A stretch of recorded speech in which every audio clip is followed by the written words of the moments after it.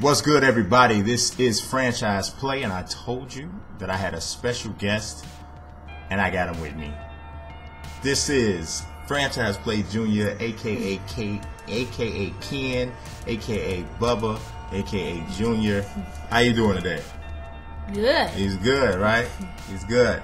Got to bring my people here. We're gonna jump right into these questions, and he's gonna help me answer a few of them. So. Y'all thought y'all was just asking FP, but you was asking FP and asking FP Jr.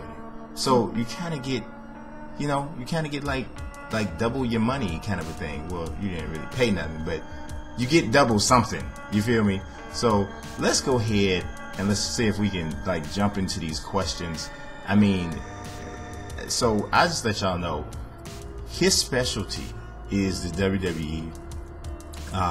NBA, he really likes NBA. Knows a little bit about baseball, getting into that a little bit. Football is probably his weakest sport, but he knows a lot about boxing.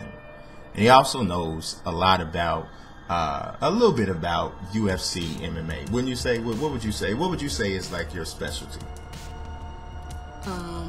Basketball.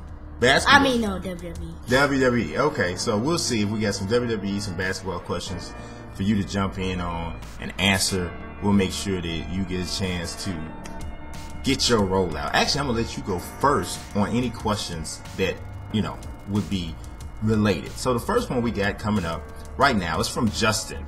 Justin says, when do you think that Seth Rollins will lose his title, and who do you think he'll lose it to? I think he'll lose it sometime next year.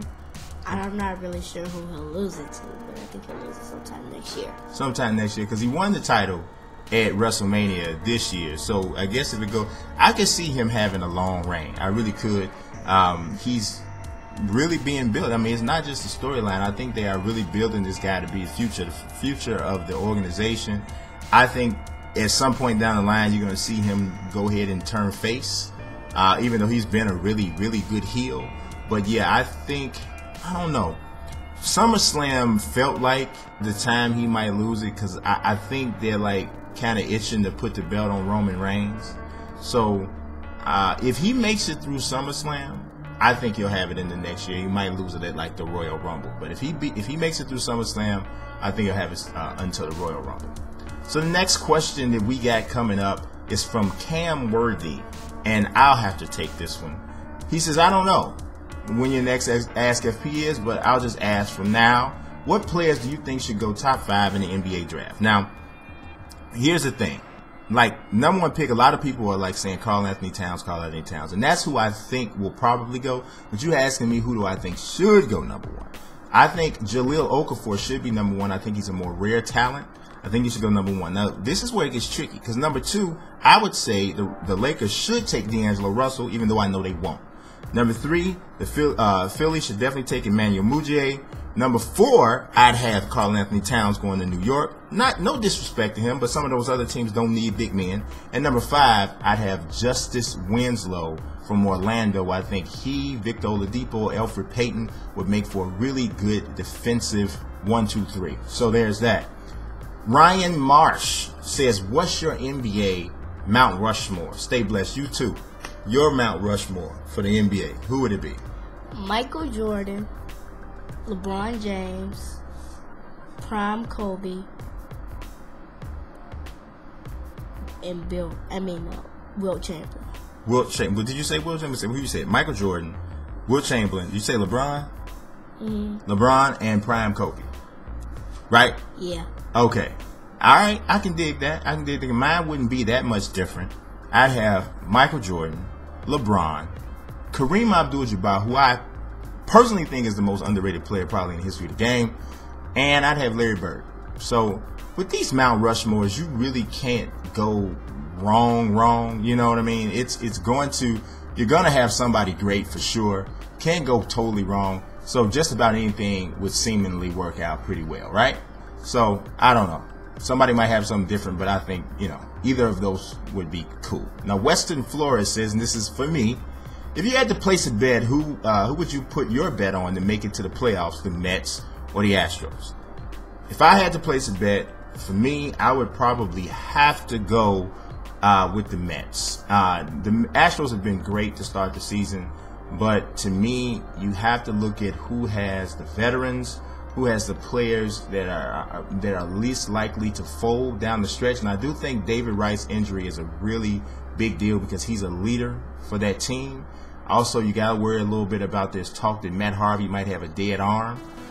So those things are a concern. So I don't know if either of these teams are going to make the playoffs, but if I had to pick between the two, it'd be the Mets.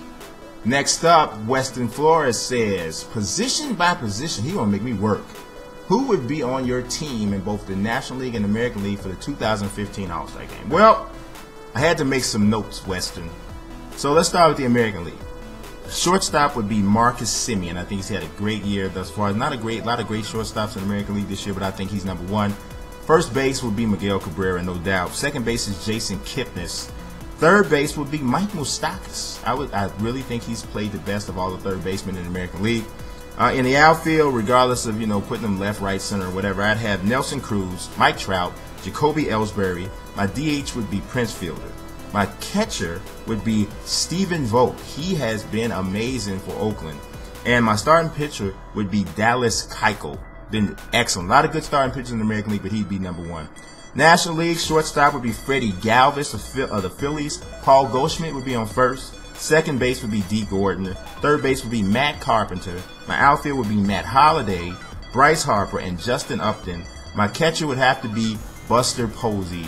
And a starting pitcher, even though there's a lot of starting pitchers having good seasons to start off in the National League, I would have to go with Zach Greinke. He has been nasty. He's been a monster to start the season. So we don't know. Obviously to get the fan vote, but if you were just talking about how well guys have played, that would be my guys.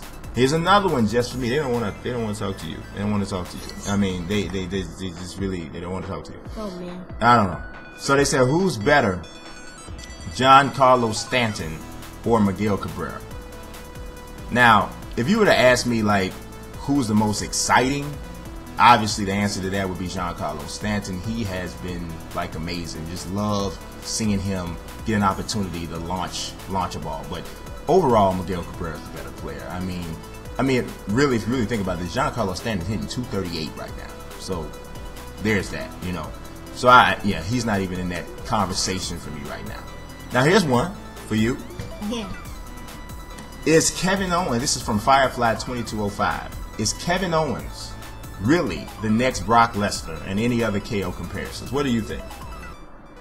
I think strength-wise, probably. Strength-wise, probably.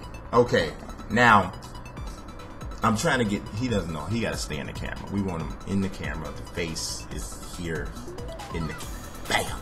Okay. Check it out. I don't think he's the next Brock Lesnar.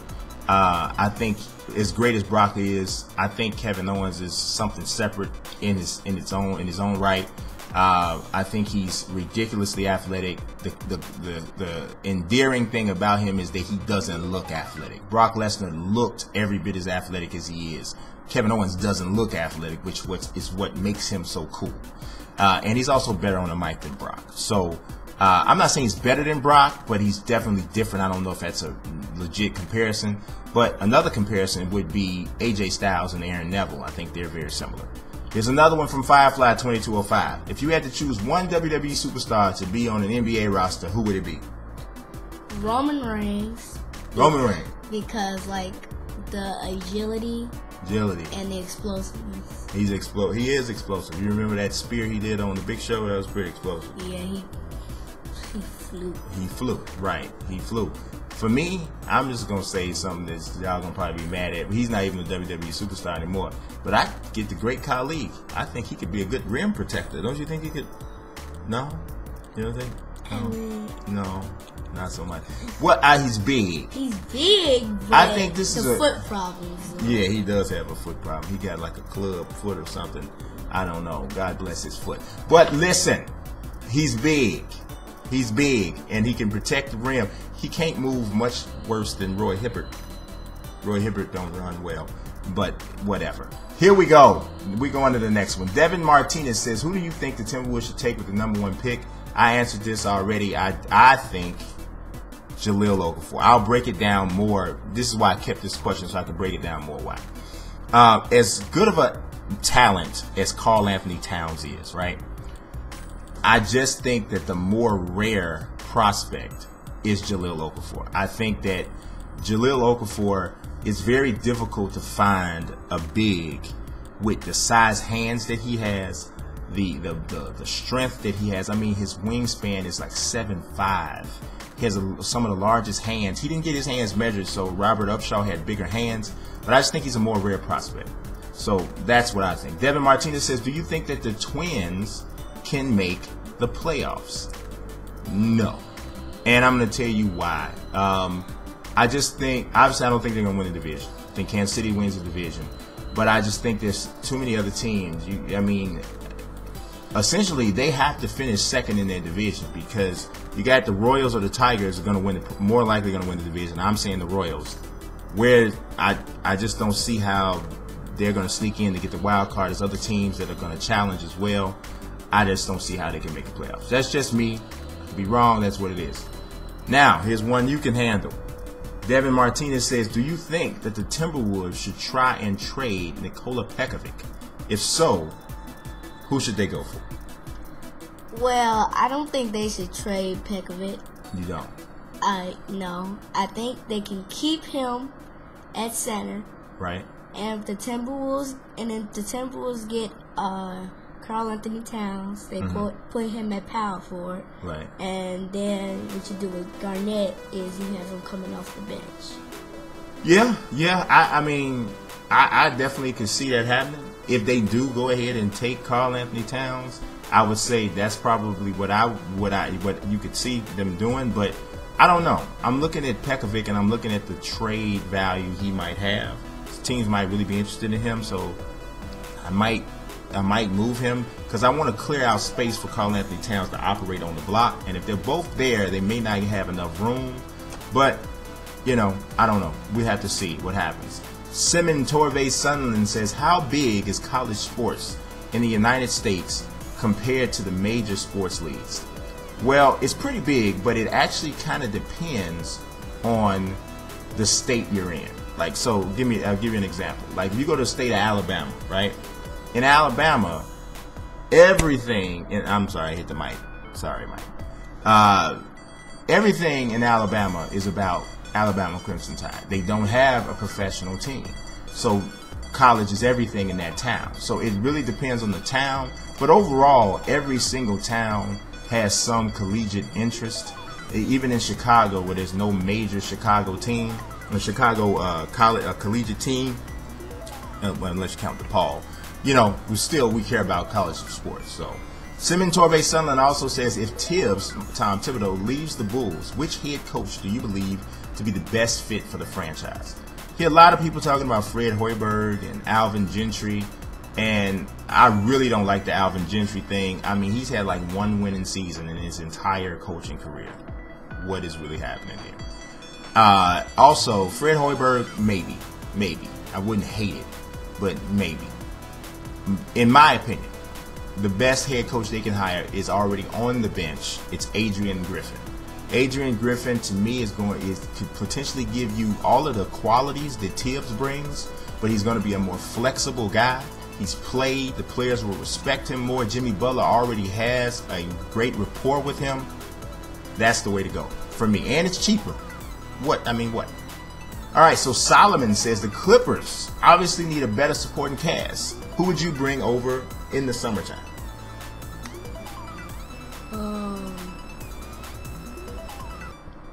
I don't know. You don't know who you would bring over. So I personally say, if you think about it, they need like wing players. They need wing players. And because DeAndre Jordan's is a free agent already, right? Mm-hmm. So we know he's going to they got to bring him back. So, and you got Blake Griffin already. Austin Rivers is also a free agent. So they're probably, his father, he plays for his father. So I'm pretty sure he's going to come back too. So me personally, I'm looking for a small forward. So I'm looking at somebody like, obviously we don't want this to happen in Chicago, but Jimmy Butler is somebody I would look at. Who would you If you think about it. I think they could get Damari Carroll from Matt Barnes. Well, maybe not for Matt Barnes, but they can get him out of free agency because he is a free agent. Yes, he is. So we that's something interesting to look at there. Simon Torvey Sunland says, where do you see these Kentucky players going in the draft? The Harrison twins, I think both of them are second-round picks. Just don't have enough athleticism to be first-round picks, in my opinion. Dakari Johnson is absolutely a second-round pick. He could actually even go undrafted, but he's big enough. He'd probably be drafted middle of the second round. Also has pretty good motor. Devin Booker is a late lottery pick, I think. Not a great athlete, even though he showed a little bit with a decent vertical leap and some quickness at the combine, but I think he's a late lottery pick. Karl Anthony Towns will not get out of the top 2, despite whatever I'm saying. He won't fall out of the top 2. Trey Lyles is a late lottery pick. Could be a surprise. Not a great athlete, but, Willie Cauley-Stein is absolutely a lottery pick. He won't last past 7 or 8. So that's that for Kentucky. All right. Connor Macy says, the thoughts on the features for NHL 16, and will you be doing a series for NHL this year? I actually, this is what I really think about the NHL series. I think every year, with the exception of this year because it was the first year on PlayStation 4, I really think they're usually at the forefront of new features. I mean, if you look at GM Connected, you look at a lot of the things that they did in terms of Be a Pro, some of that stuff that they've done has been ahead of a lot of the other EA games and some of the other sports games altogether. I like they're talking about game day presentation, and I kind of like what they did last year, but I think it was a little bit too canned with the real life, with the real real time footage of the announcers. So I don't know. I'm still going back and forth on whether I will do a series. So on NHL, I actually want to, but I also don't want to put some stuff out there that's going to put people to sleep. So we'll see. I don't know. I haven't decided yet. Connor Macy also says, thoughts on Mike Babcock leaving the Red Wings to go to the Maple Leafs. Well, from a Maple Leaf standpoint, them and their fan base has to be thrilled. I mean, you already got guys already talking about how Mike Babcock being the head coach is going to help free agents, going to make Toronto more attractive to free agents. He don't know nothing about hockey. So y'all bear with us. He's yawning and everything. So look, that's what but he got the guy got an 8-year, $50 million contract, and I mean he's 52 years old. He's coming in with a ton of expectations, really, into an original 16, and we'll see what happens. I think it would be good for the NHL if Toronto is relevant and a really good team. So. And if big free agents go there, it's even better, So we'll see. Now, Connor Mason says, do you think the NFL will drop or reduce Tom Brady's suspension? I think they will. And I honestly say this, and this is really unfortunate that this is the way that this is, but I think one of the best things, if I can even use the word best, but one of the things that will help Tom Brady suspension get reduced is this garbage that's going on with Ray McDonald. It's going to take some attention away from Tom Brady because we actually have something that's actually serious going on and not people deflating balls. So I think it will help Tom Brady get a reduced suspension because it'll make it look as if, come on, what are we really talking about right now? I mean, this guy's doing this, whatever.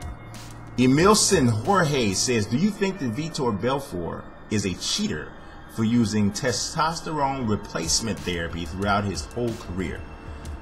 Calling him a cheater, I think, is inaccurate.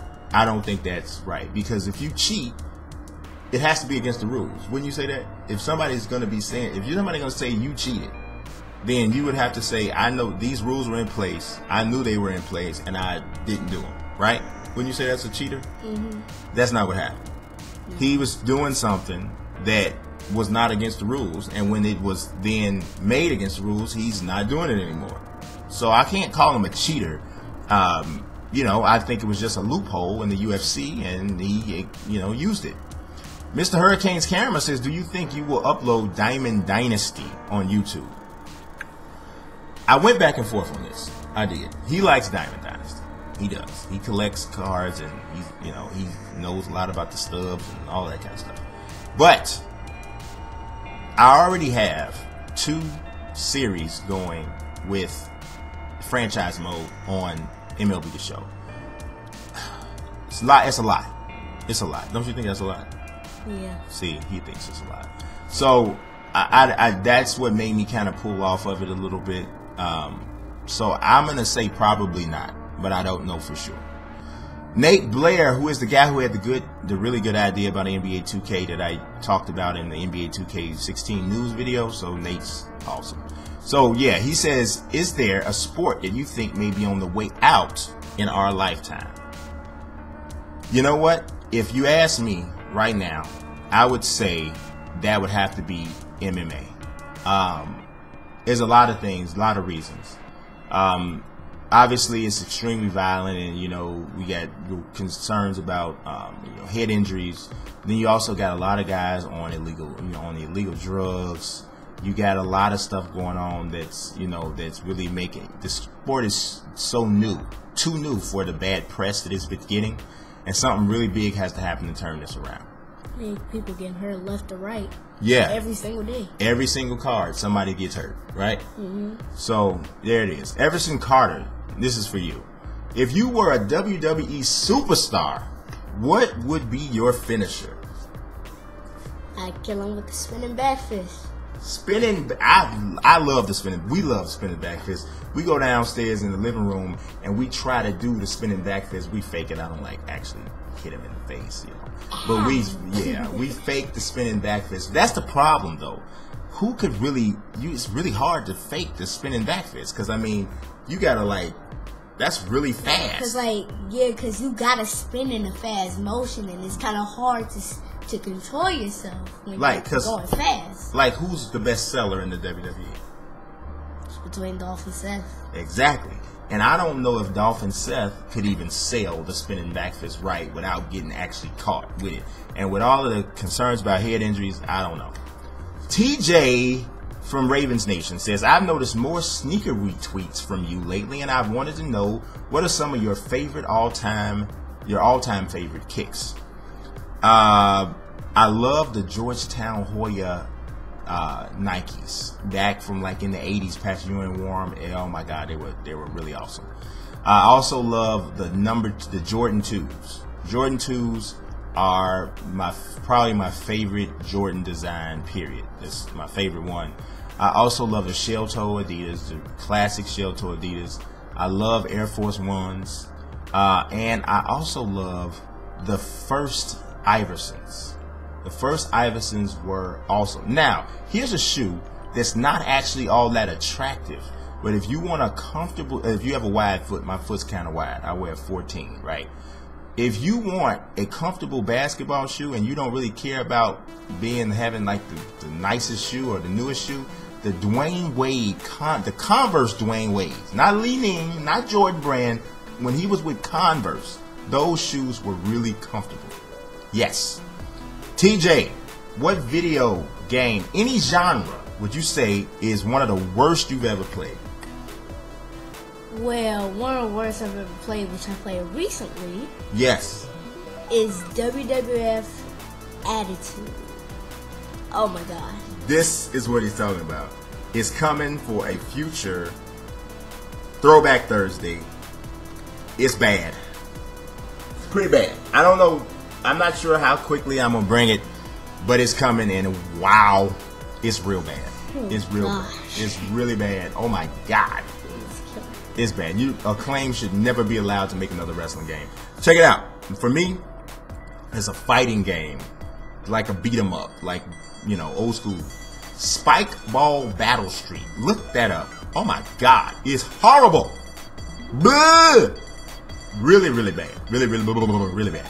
Okay, Tyler Knowles says, who do you think will beat John Cena for United States Championship? He thinks Finn Balor. Who do you think? Possibly Adrian Neville.